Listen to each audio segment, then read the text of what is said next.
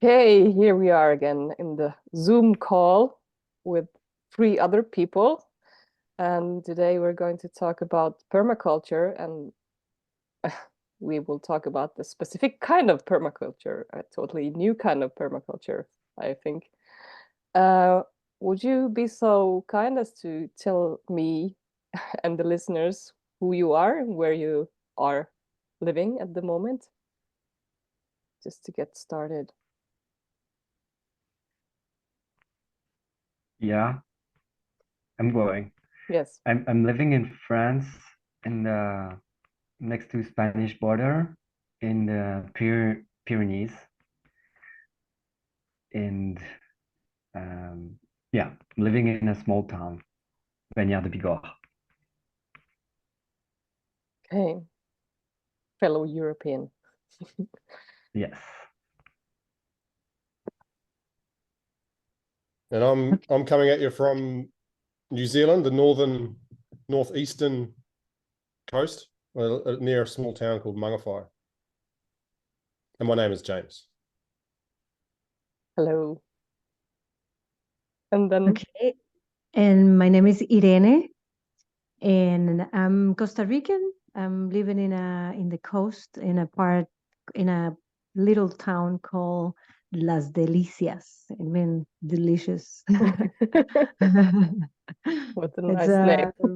a nice name. Yeah, it is.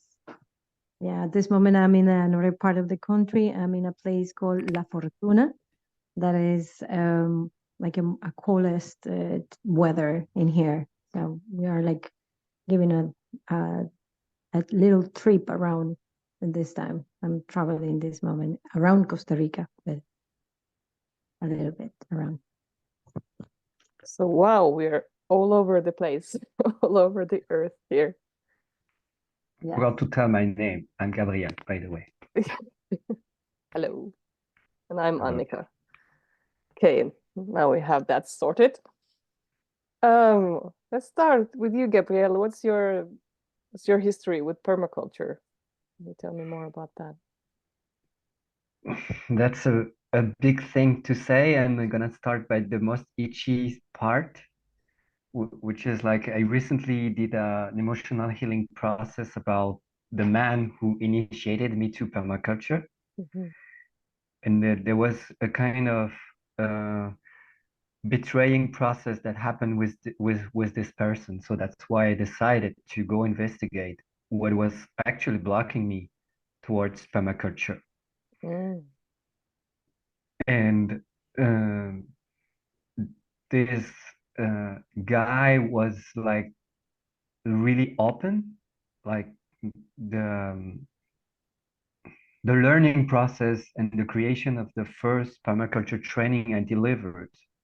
I was still learning permaculture when I was like actually organizing Mm. a training. And the way I learned permaculture is through eco villages, um, mostly around Europe, and in farms, and also in Belgium, in a community. And yeah, I realized that for me there was like really recently a breakthrough, like to really separate what is a fantasy world, a permaculture fantasy world, and actually a real permaculture, like what is really rooted in a real action towards a new culture.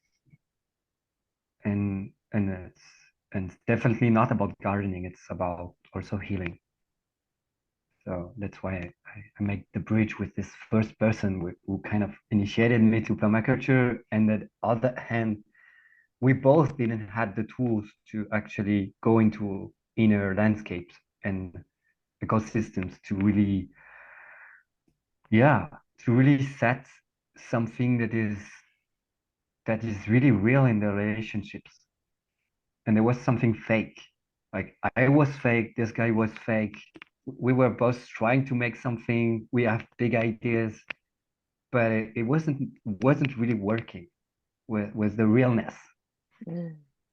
And it was a big missing part and still a pain when I think of it. Yeah. How about you, Irene? How did you come across Yes. this more like whole Yeah. some permaculture view, or draw you to this team?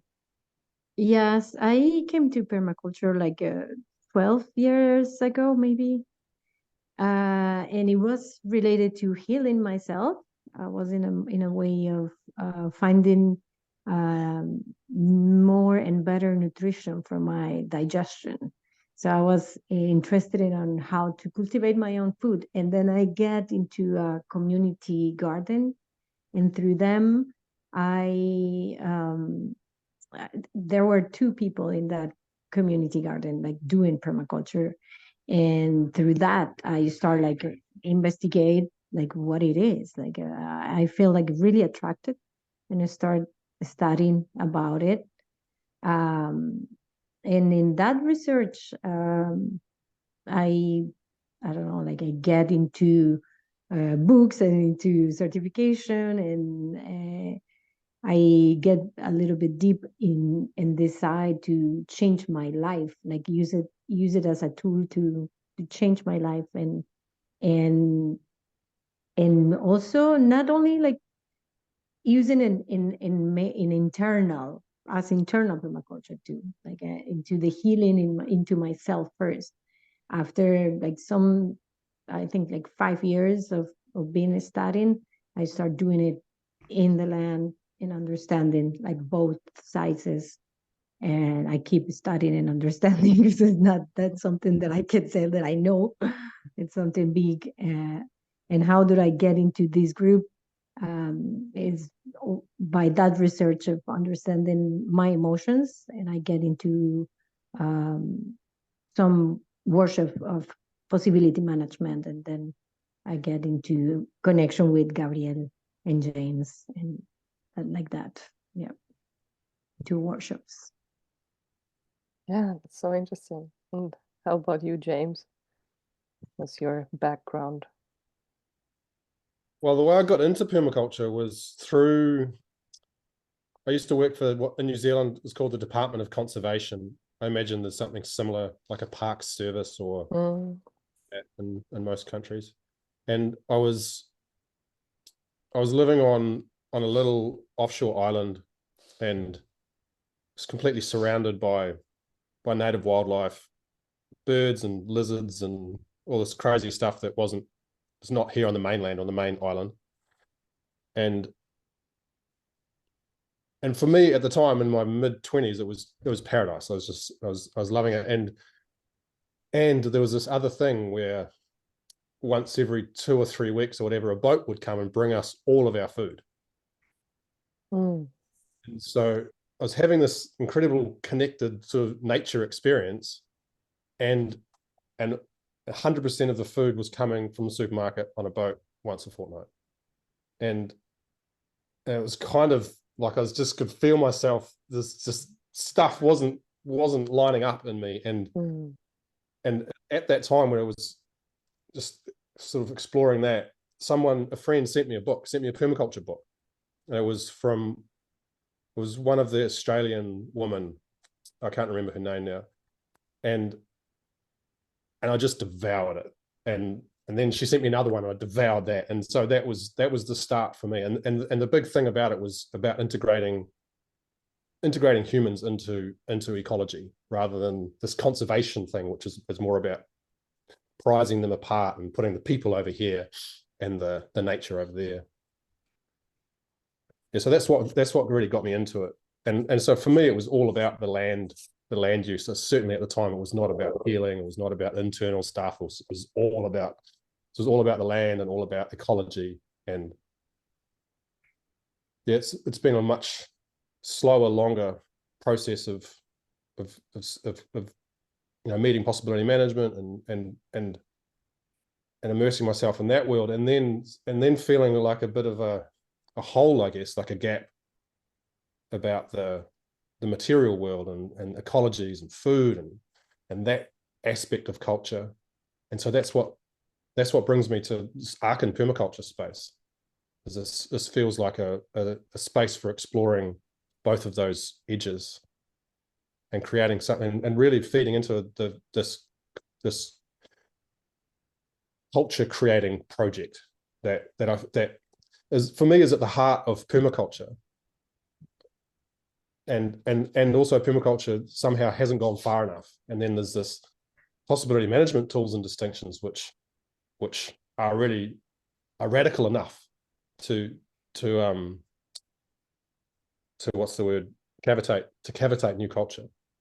And so the coming together of these things, and then the exploring of it's not just the coming together, it's that then like this leap that the two things together can then provide. It really turns me on. Yeah, yes.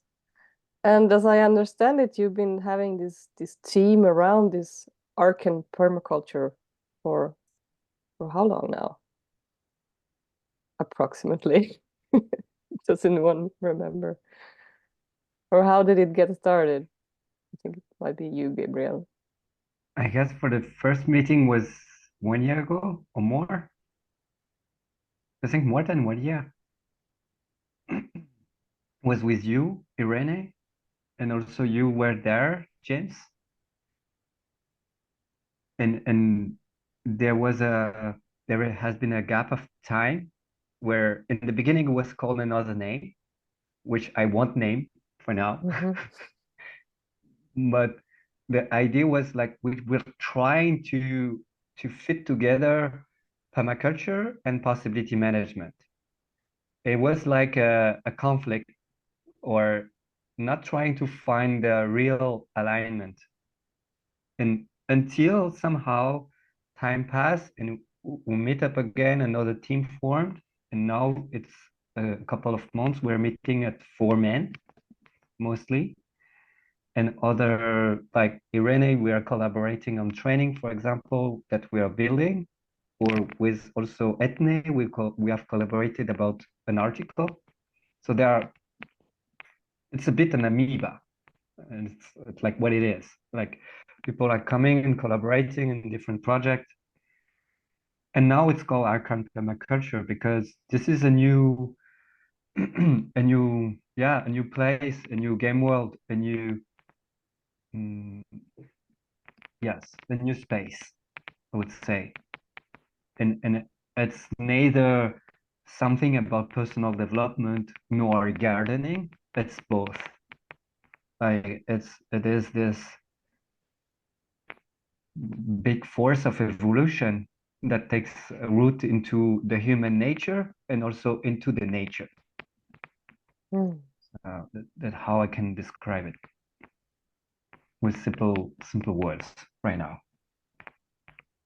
Yeah, I'm smiling because I'm part of this Telegram group that you have.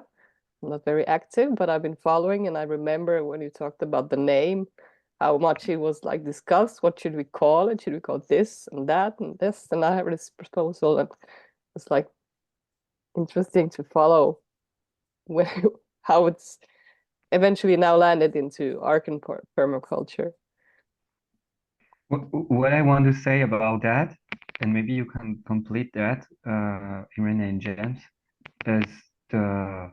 was really a process to kind of get rid of what we think we know about permaculture and what we think we know about possibility management. And it was like sourcing what is actually Archan Permaculture. And that's still what we are doing, like following this path.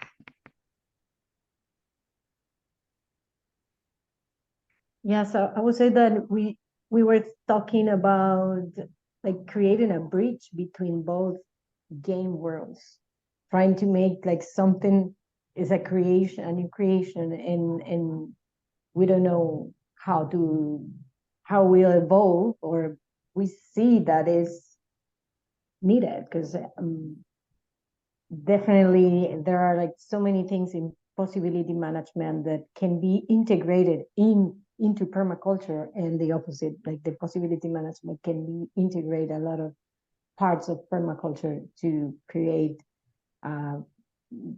a new source of information or a new way to see it.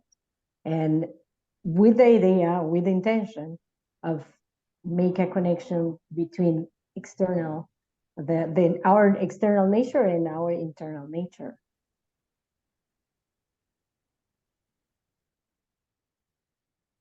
Yeah, for me, it's a curious experience because my box would really prefer to know exactly what a thing is before, I guess, doing it. And there's something about this space that came out of the name conversation. And for me, that was a really fruitful period because the space has been clarified. The space of Archan Permaculture has been clarified, and we're creating in that space, and we still don't really know what it is yet.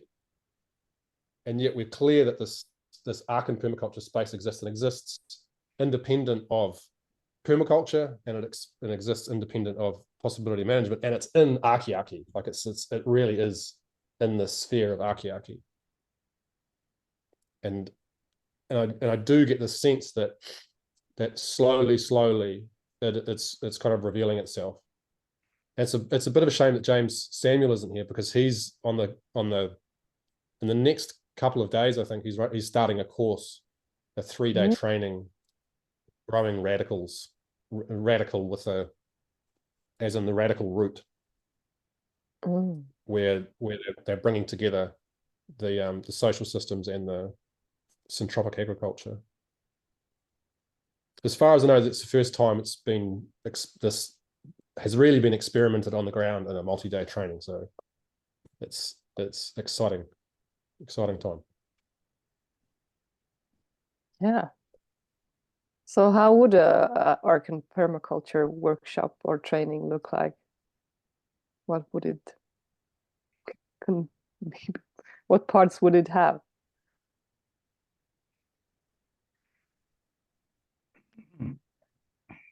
I would answer with like it's really connected to this primal distinction that we humans have more than one body, and that those 5 bodies are necessary to be fed, so that we actually can give fully what we are as human. And it's not like just coming on Earth and being the victim of our environment, like as some, I don't know, skeptical people think. But it's more like experimental thinking, like what I am right now and what the opportunity of having 5 bodies creates for me as possibilities. And for example, like being aware of my energy, and then my energetical body gives me awareness about many things, like the time, the space, it's bits like being a magician of my life. Like this is an opportunity of being like a real gardener of my life. Like I'm a real creator. As I can create gardens, I can also create my life. And it's So how would not that a show up in fake. a training program? What? How would that show up in a training space? Yeah. Then it's an investigation. Like we're planning to do a 6-week journey, like with spots online in a Telegram group, where we refine what are the 5 bodies right from the beginning, and also learning to be conscious assholes to each other's, like to kind of bring forth the emotional body. And that's really a part that is missing in the contemporary or modern culture, which is like there is a word in French we say not making waves. Like it is important to not make too much sound, to be quiet, And even if the people like I see or declare themselves are as activism, for example, I see many that are kind of fighting against something, but they're not getting out the structure. They're staying in the structure they're fighting with. It's like a paradox. It's like a schizophrenia. I don't know. Is not something, and it's because of the emotional body that is not fully integrated. The real anger they are feeling, they are not able to express it fully. And I can say that because in the past I was in this contradiction, living this contradiction, wanting a change from the authorities, but not having my authorities for actually provoking the change. And I guess that's a big shift. And right now, I don't know how it goes because the process is different for any human being. And there might be steps. And yeah, I feel fear about bringing this five bodies experience in the forefront right in the beginning. But it seems to be like it's a very important distinction and it creates a lot of possibilities. I would like to add, if you finish, did you Yeah. finish? Yeah. I would like that for me, it's also related to the connection with the sacredness of nature and our own nature, because we forget that purity, and we are not seeing that purity in ourselves, neither outside. So we are not respecting and not feeling the life that is happening outside in a conscious and an awareness that everything that I do outside, I do it inside, like in that way for me. So how can I put it out in a workshop? I don't know neither, but it should be in a way of experiments and practice and letting your mind outside and be more presence with what nature gave you or give us. And then understanding the five bodies, as Gabriel says, make us knowing that it's more than that simple idea of nature is outside. And as James says, like normally the reserve areas are like no humans allowed here, or no like fences normally like separating, and that create that big this separation. It's that like it's related to integrate our humanity into nature. That's the way that I see it, and only by practice, only by experience, the connection with nature it's possible to do it. But in the way of getting deep into the sacredness, I think that we lost that a lot, and for me that is one of the major and most important part. And the moment that you love and understand and respect something, you start and create a different frequency and a different way to understand each other. And that's what I think that we as humanity has lost a lot. And as have this history, and I've been working with permaculture for some years already, I can see like that need of the sacredness, like union and the importance of integration.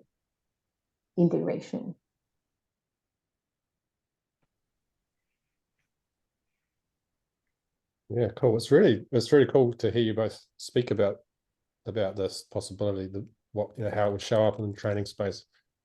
Because what was coming up for me before you spoke, Gabriel, is really different to now after hearing both of you speak. And what's coming up for me now is something about, like, I really get that I can garden, for example. I can garden in a quite an uncaring, kind of brutal sort of way. There's a way I can garden brutally, and then there's a way I can garden uh, with love, like in the presence of the bright principles, and to really be an expression of earth at the same time as cultivating earth, and that somehow that's the training space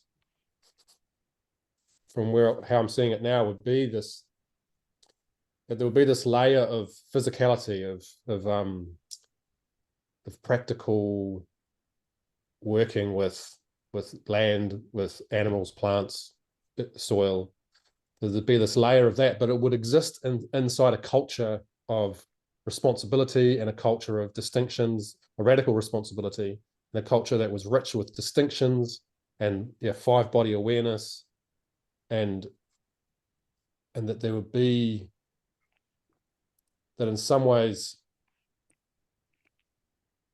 that the experience of being in a training would be a dance between the culture that held what was happening and what was physically happening, and that there would be space for those things both to have time in the foreground, time to be working with plants, and then time to have sharings and share emotions and feelings and whatever was up, or whatever the space really needed. I could feel of sharing something, so I want to share. Is like, for me, what is coming a lot, I mean, where I live and the way I present more and more inner permaculture, because Archan Permaculture is a kind of outer and inner permaculture, is through rituals and ceremonies. And for me, the training we were preparing with Irene is a kind of ceremony. It's a kind of ritual to reconnect to the earth, and also to oneself. And yeah, and five body is one of the distinction that give awareness for that. It's a great tool to kind of deepen this connection.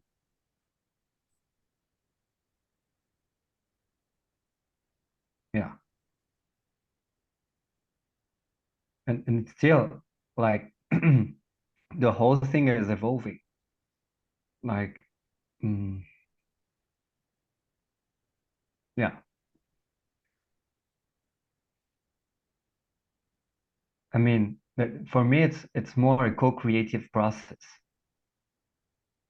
Like, yeah, there are those distinctions, but the material people come with is totally different from all over the world, and that's a big challenge. Some kind of people come with more activism spirit, some more with shamanism, some with both, some with really some, I don't know, kind of pragmatic mindset or whatever. So we will see. That's really like, feel a big fear actually of doing that, and also joy about the diversity. The thing about brutal really lands. Because what I was saying about brutal gardening, it's like the opposite. It's like where it's like a transaction or an economic sort of operation where I put this many hours, this much energy, and then I expect this much in return. Or whereas my sense is for a lot of, especially a lot of Indigenous understanding, where the gardening actually is inseparable from ritual. Like the laying out of the seed potatoes will have songs, and we'll have stories, and we'll have a time, like an appropriate seasonal and star sort of timing, and then the whole thing becomes a ritual, like an offering to earth, and then the planting is like an offering, and then the harvest is a celebration, and it's all woven into the cultural fabric.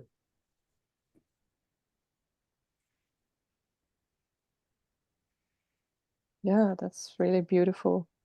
It goes back to, like, I have this sense that that's the way things were done, like ages ago, like thousands and thousands of years ago.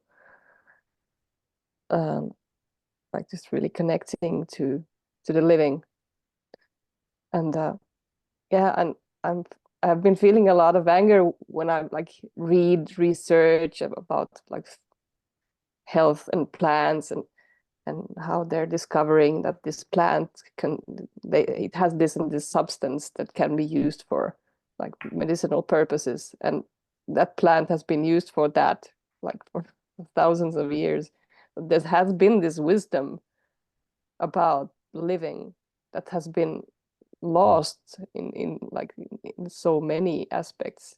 Like there hasn't this connection to like really connecting to plants, the animals, like soil, everything. It's like just like, yeah, it's not there anymore for most parts. And this is like also about these five bodies. Like it came to me, I heard this story because I live here in the north and we have limited sunlight in the winter. That we need to take like vitamin D, like supplements, because there isn't any in nature. And then I just stumbled upon this information that in seal meat there's vitamin D stored, and hunting seal has been a very strong like that was the meat we ate here like long ago. So there was this knowledge about this meat is good for our bodies, and there wasn't anyone who had any information about that. There wasn't any research or like this is what you need to eat, but there was this like sense or this kind of internal wisdom in the people that this is good, this is what we need, this is nourishing for us.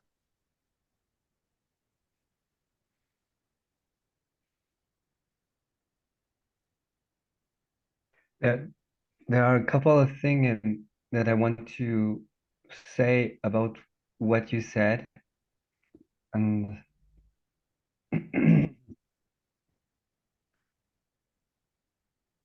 I'm just missing words right now. I guess I just had the thing, but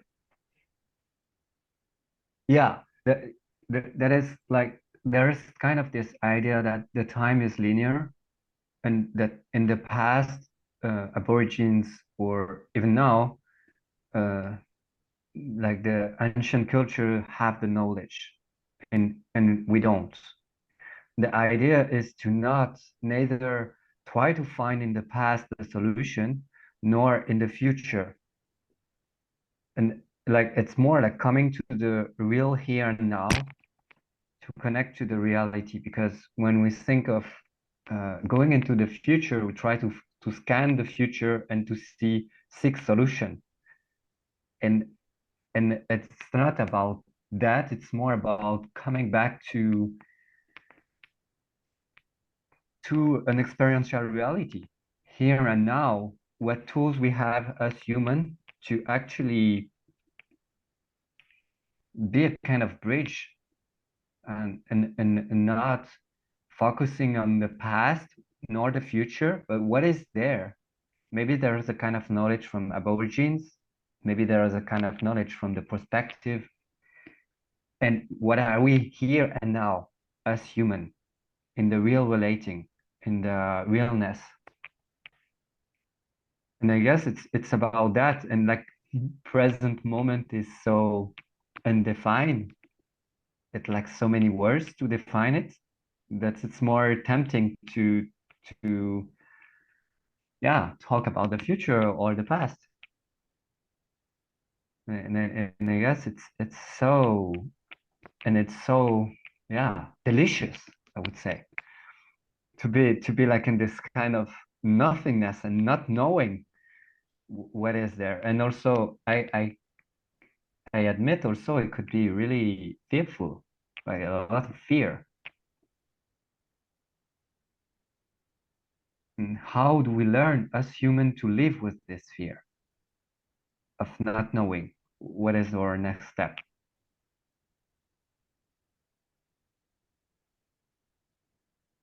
And yeah, and lose this grip on the control and knowing and having the ability to fix things, or yeah. Yeah, having it all figured out before you start. Yes. And I'm more afraid right now. I'm more afraid of this than the other, standing in the unknown. But that wasn't the case years ago. Yeah, this is cool. This thing about food and the now, really, and also talking what you said, Annika, about seal meat, and it makes me think about stories that I have about food and what's good for me and what's not good for me, and how this thing that food and my physical body is one way of really accessing now. And cutting all the stories away, and really something I've been experimenting with for a few years now is to really eat what I want.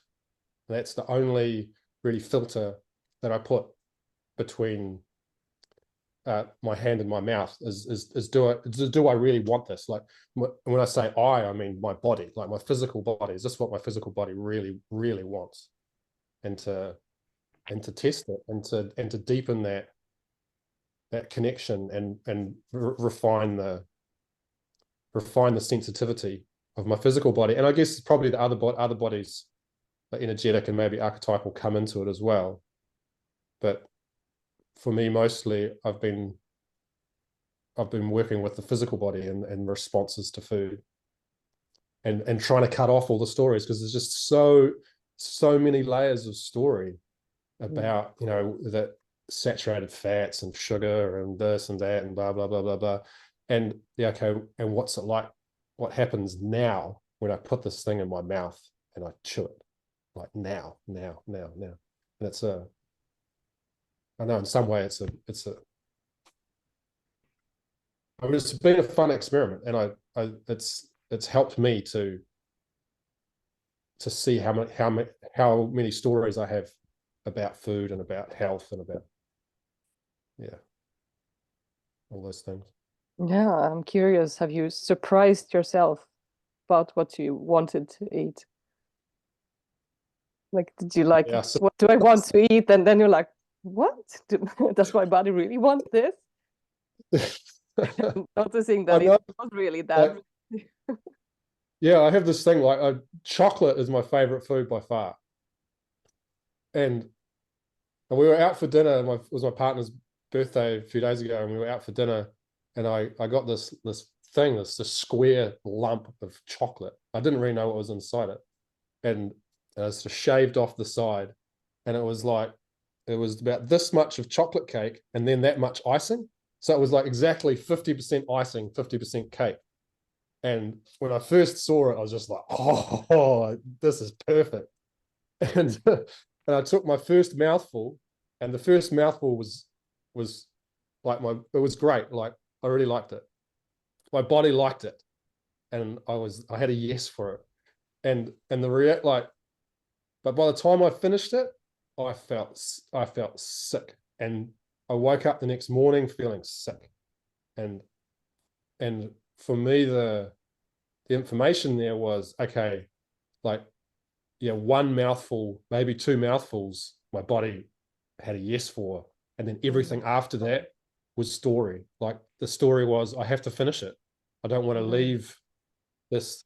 It would seem rude to leave this beautiful thing unfinished, or whatever. There's probably a whole like cluster of stories fluttering around that, but really the value was just in those first two mouthfuls. Yeah, thank you. I love that. It really reminds me one of the first meditation teacher I had was using to say that what he was doing was emotional gastronomy. And I guess there is something similar to what you are sharing. It's not only tasting something with your physical body, but also tasting with your emotion, and maybe you weren't aware of your emotional state when you were eating this cake. Otherwise, maybe we will have the impulse or the answer to stop and to say, no, that's enough. I don't want this cake. I don't want anymore.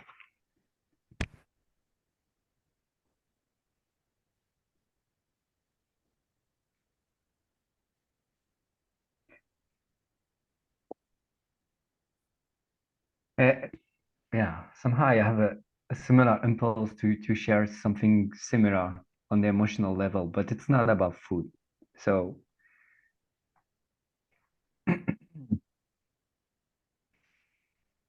and yeah, no, I'm not censoring myself. I'm gonna go. I'm like the thing is, I spent years believing that I had to stay in the spaces that I have either created or that I have, yeah, being part of or committed to something. And I became like, I thought I was becoming a victim of this thing that I created. But it was coming from for me, my experience, it was coming from an experience of in the past when I was 6 years old, I decided that each space I join, I have to stay. And that was my experiential reality.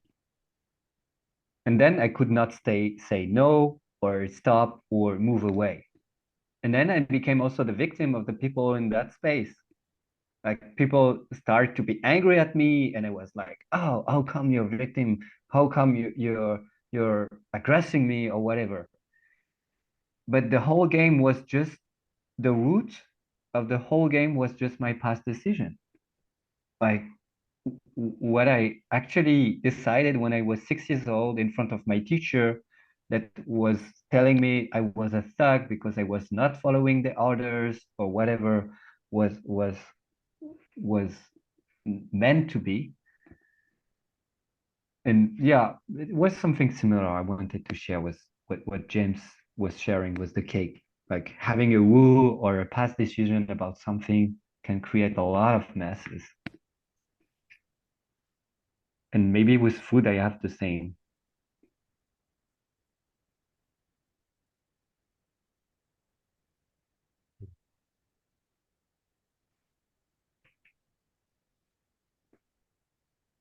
I want to come back to this thing of being clear in the now, because there's something that I have some years in mind from, I don't know, like maybe 4 years, and it has been by the study of herbs, because I've been study herbs also. And it's about the knowledge and who are the ancestors and what the ancestors gave to us, and realizing that I'm going to be the ancestor, and I'm going to be, and I am right now, the next generations who will let the information for the next humans, like the next humanity that is rising up. So we, in this present moment, there are indigenous, at least in my country, I know, and it's the super unbelievable. There are a lot of people that are being destroying their life, destroying their culture, destroying their lands, trying to take their lands from them, trying to take their knowledge also. And a lot of gentrification happens in everywhere. And there are a lot of foreigners that come into this place, I think in many other places in the world, but with this idea of, oh, I'm going to do my own permaculture community, right? They came with this big idea of creating their own bubble, and then they become, yes, their permaculture idea or their permaculture community, but they are not aware of the community that already live in the place.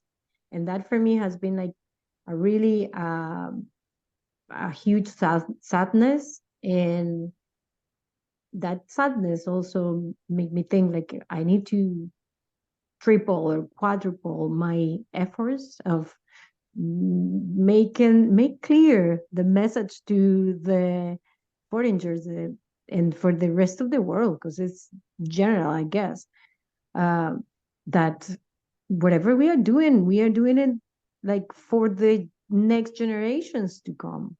And this separation, it's in every single act, in every single um, thing that we buy as food or clothes or everything that we consume. So how can we create that conscious? Okay, if you are with this idea of coming and creating, why not like integrating what is happening, what is already happening there in the different communities? And I think that is something that make me or give me a lot of motivation to create something new, to connect with the people who wants to build a better place for themselves and to get a better food for themselves, and also to get conscious about the feelings and what happened around them. Like, how can we do that? And it's only related to respect. For me, it's related to respect to the rest of the beings, the visible and the invisible. And how can we uh, do it, express it? And I think that we need to collaborate and create spaces for them, for the humans to connect and to get together and to understand the value of connection between the ideas that they bring with the communities that already are doing things and are doing some of the I don't know, like connecting with the people who are the producers in the community, and create more alliances in different ways. It's something that I think is a motivation to do it. Like, how can we do it? Like, let's find different ways to make them understand. Thank you. Sounds a very valuable project or task you have. Yeah, a huge. Is this something you've started working on, Irene? I think that I have some years, not tangible thing, but every time that I'm connecting with a foreigner that are coming with this idea of, oh, I want to create my own community, because that's happened so much in here. So I have a conversation with them. It's not like something like real that is created, but it's something that I do.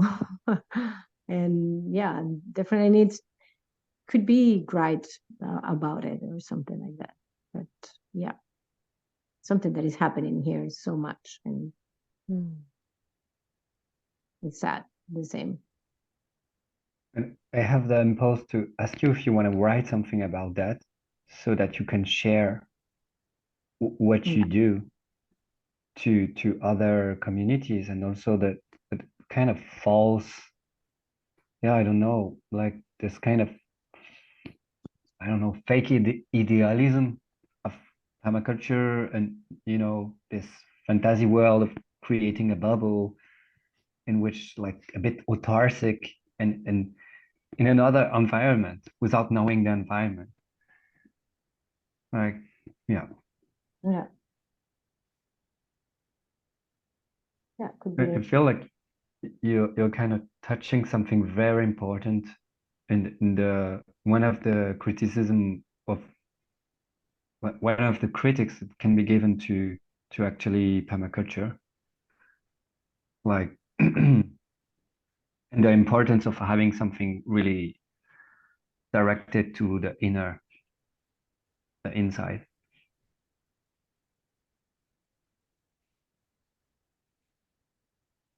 Yeah, I think it's really important. And both of you asked me, yes, I could write like something about that. And at least in the way that I approach in different occasions. And I will say I received some feedback or some good comments in some moments, and in other occasions they don't understand. They don't understand what I'm saying. Like, oh yes, we connect with the community, but they don't even speak the language. They don't even try, or they, yeah, are in separation. The groups, just groups.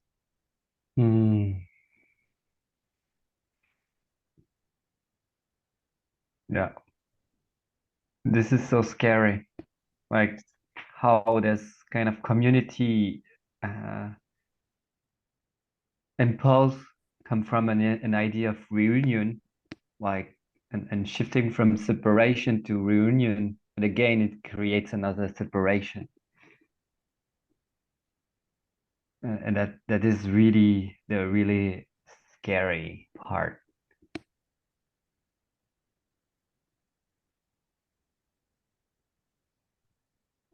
Yeah, and it feels like a very strong aspect of like the modern culture, that we had this idea and we think it's great, and now we're going to like push it on everyone and not really care what are the circumstances, because yeah, like just pushing this thing. And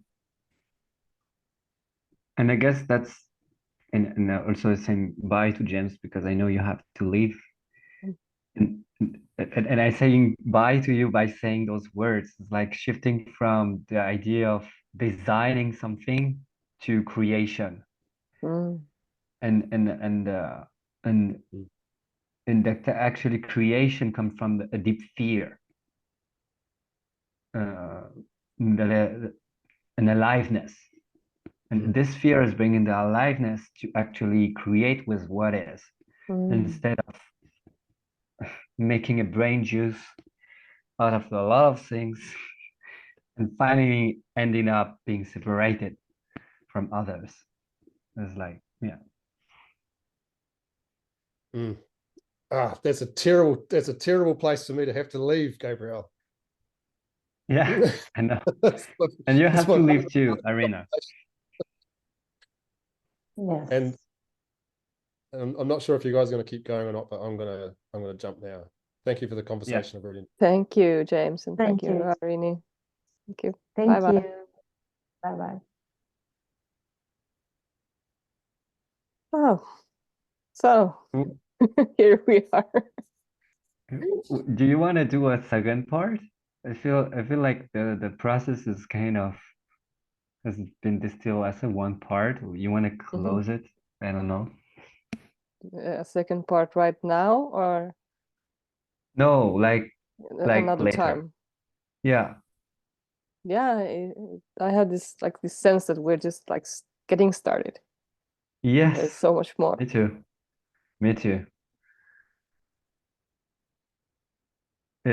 And maybe is there something like a golden nuggets you want to share, or something that popped up, or something different that you smell or you didn't expect it, or anything? I don't know. Oh, I'm shifting into I am interviewing you. It's a weird it's a weird stuff to do in a podcast. No, this is the podcast is about it. Anything can happen. Great, I'm glad.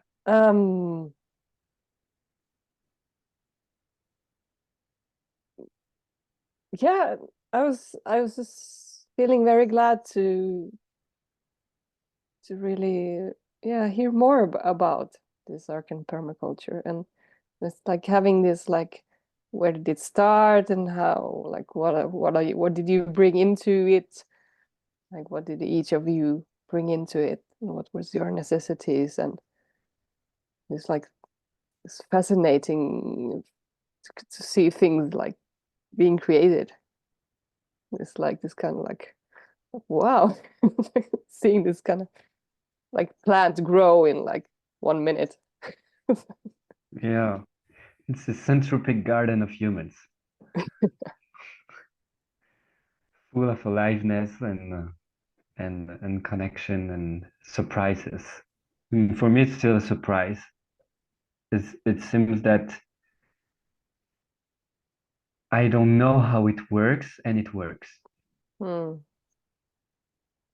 And yeah, mostly also one of the hints I got many times by talking with Clinton, the originator of possibility management, is, did you do that emotional healing process? Mm.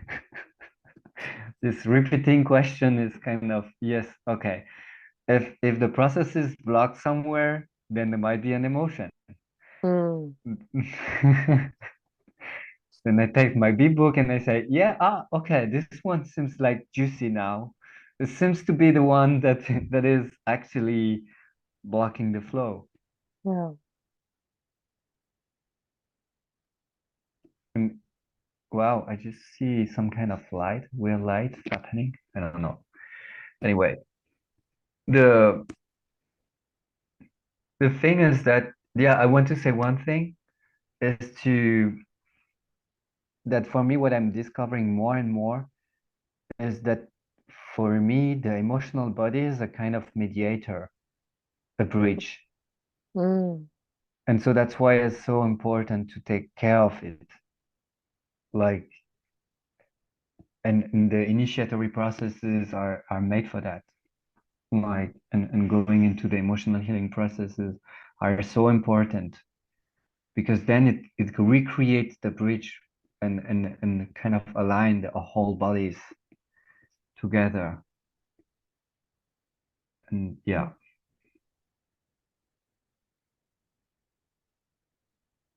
Yeah. And that's crazy holistic gardening out there. Mm.